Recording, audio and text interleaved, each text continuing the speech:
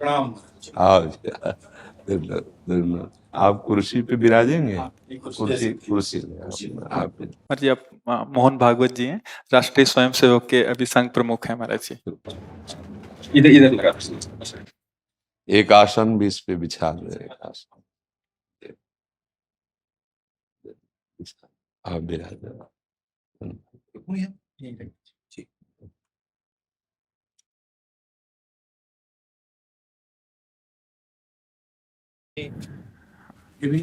हाँ, पहना राधा राधा दे दे। इधर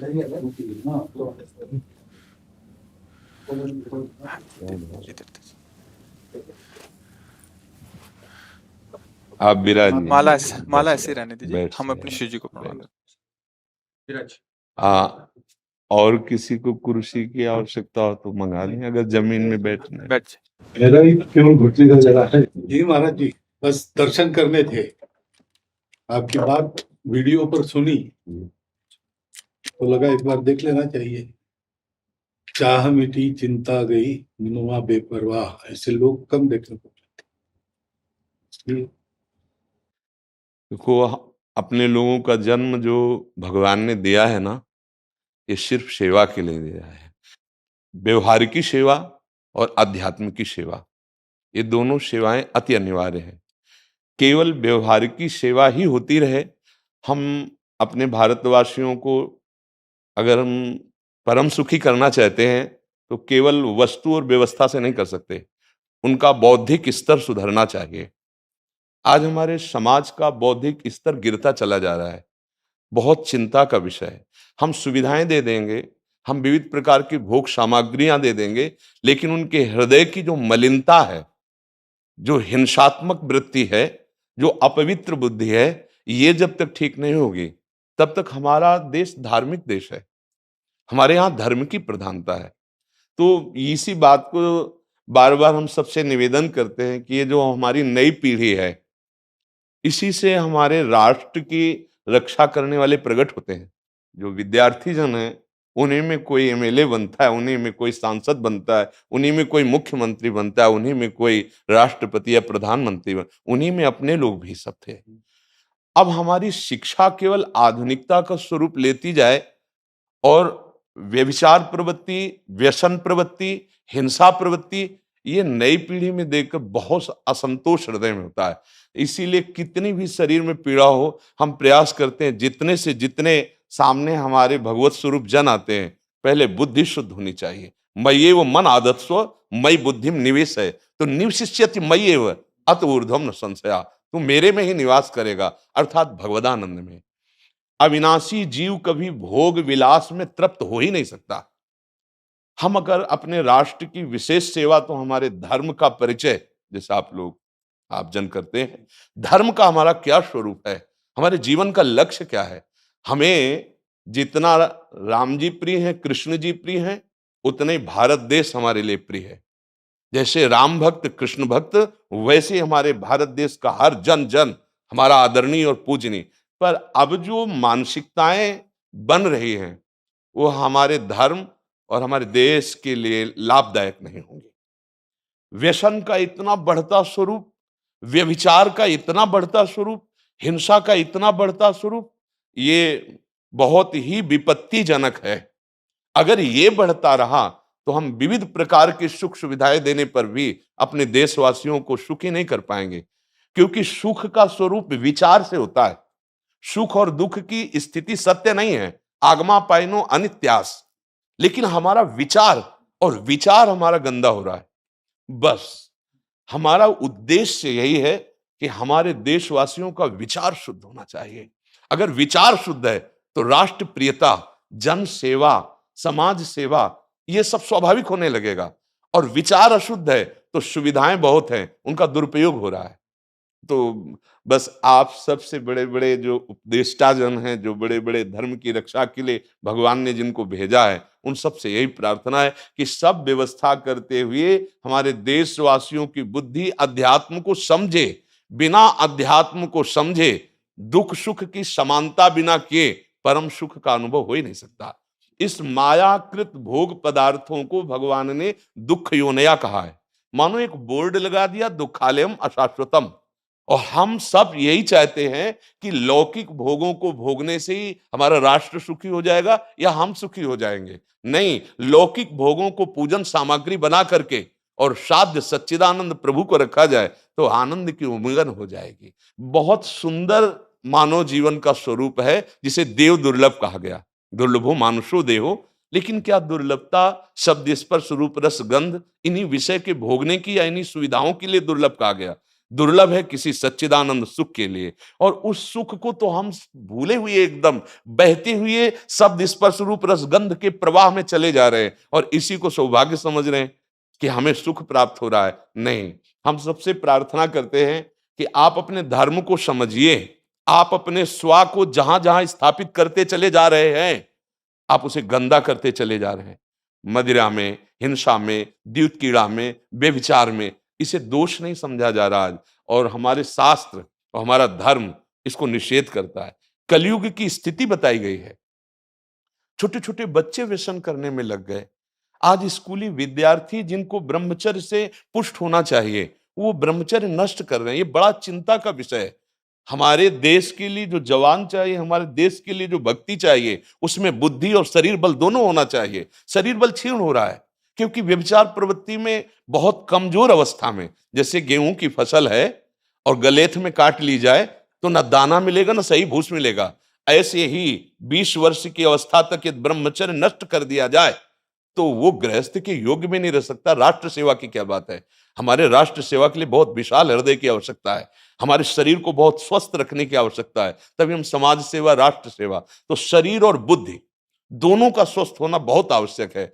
तो शरीर को तो नष्ट किया जा रहा है विषय भोगों में। लोग समझने लगे हैं कि मांस खाने से हमारा स्वास्थ्य अच्छा रहेगा, हम बलवान बनेंगे। अध्यात्म बल नहीं तो तेरे शरीर की चर्बी बढ़ा ले, लेकिन तू न काम पर विजय प्राप्त कर सकता, न क्रोध पर, न लोभ पर, न मोह पर, न हिंसा पर। फिर क्या जीवन। तो इसीलिए हमारा बार बार हृदय में सबसे प्रार्थना है, जिस संत भगवान भी आते हैं, ये देखो इस समय आवश्यकता विचार शुद्ध करने की है, आहार शुद्ध करने की है, आचरण शुद्ध करने की है। हमारे देश ने चरित्र की पूजा की है। रावण किसी बात में कम नहीं था। आज भी कोई शिव अगर अभिषेक होता है तो तांडव स्तोत्र उसी का गाया जाता है। जटाटवी गलत ज्वल प्रवाह पावित स्थले। ऐसा विद्वान और ऐसा बलवान जो 20 बार जैसे झूला आराध्य देव को झुलाया जाए, ऐसे महादेव सहित पार्वती को बाजुओं पे झुलाया, वो महाबली चरित्रहीन हो गया तो अपने देशवासियों ने राक्षस कह दिया उसको। चरित्र, आज हम चरित्र पर ध्यान ही नहीं दे रहे। चरित्र बेचना मतलब कोई समझ में नहीं आ रहा।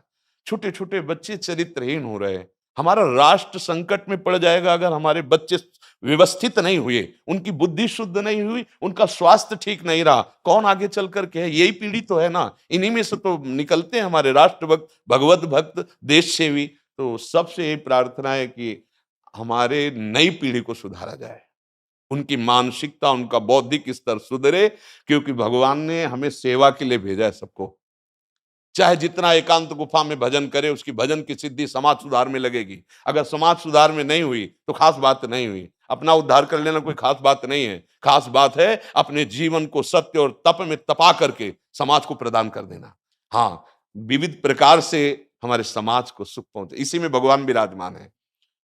बहुनाम जन्म नाम अंते ज्ञानवान माम प्रपद्यते वासुदेवा स्वरमित सम आत्मा दुर्लभा। भगवान कहते हैं बहुत जन्मों की आराधना के बाद ऐसा विवेक जागृत होता है, ऐसा ज्ञान प्राप्त होता है कि सबके हृदय मंदिर पर भगवान वासुदेव विराजमान है। और यही अगर लक्ष्य बन गया तो संसार की सेवा करते हुए वो भगवान को प्राप्त हो जाएगा। ये संसार है नहीं, ये वासना वासुदेवस्य वासितम भुवनत्रयम् सर्वभूत निवासोस्मि वासुदेव नमोस्तुते। वो वासुदेव ही अपनी वासना, इच्छा, एको हम बहुत श्यामा विस्तार कर लिया है। यही जनाना है कि तुम साधारण देह नहीं हो प्यारे, तुम अविनाशी के बच्चा हो, जो चाहो कर सकते हो। पर तुम्हारी चाह गलत दिशा को चली गई। व्यसन छोड़ो, बेविचार छोड़ो, तो हमारी राष्ट्र सेवा में लगो, समाज सेवा में। बूढ़े बूढ़े माता पिता को जवान बच्चे निकाल दे रहे हैं। क्या ज्ञान है?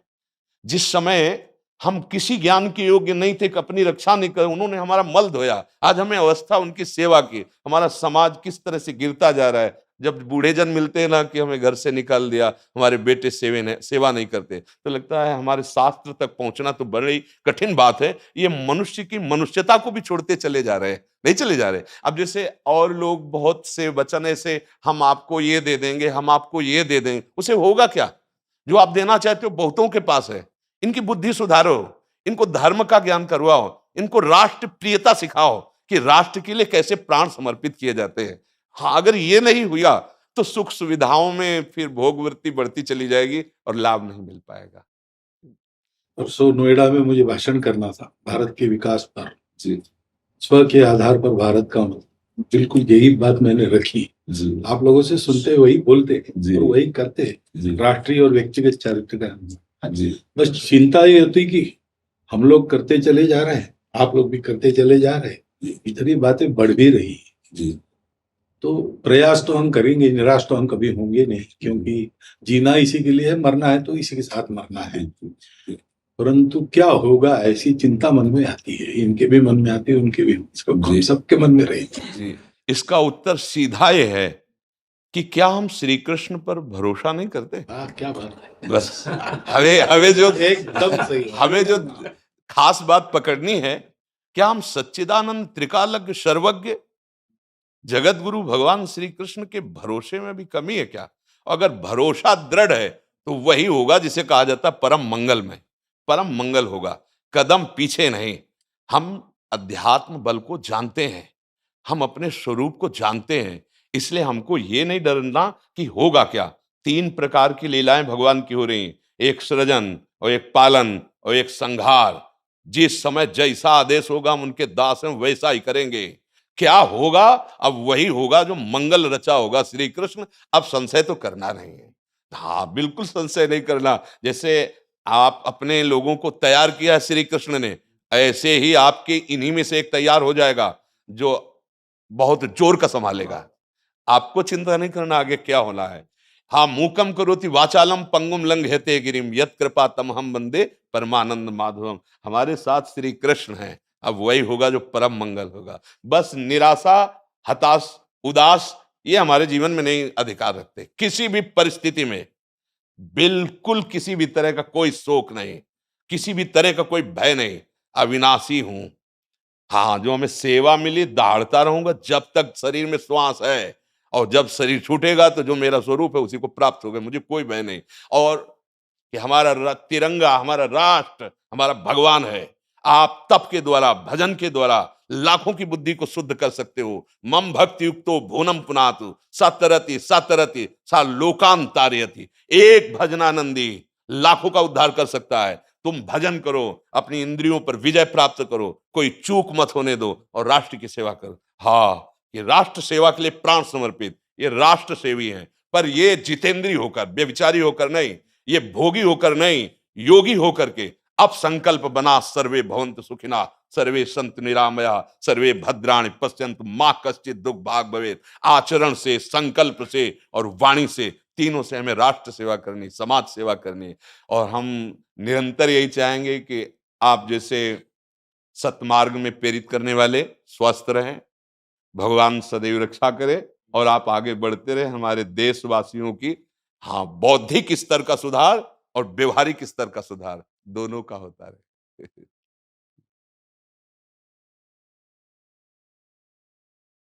आगे बढ़ो महाराज। अब जैसे सुनो, आप श्री जी का चुनरी प्रसाद लाओ और माला प्रसाद लाओ, प्यारी जी का प्रसादी वस्त्र आप इसे धारण करें जी। ये श्री लाडली जी महाराज का है जी, ये एक माला पहनाए। बहुत आनंद हुआ, बहुत उत्साह मिला, बल मिला, दृष्टि भी जो है वो और साफ हो गई।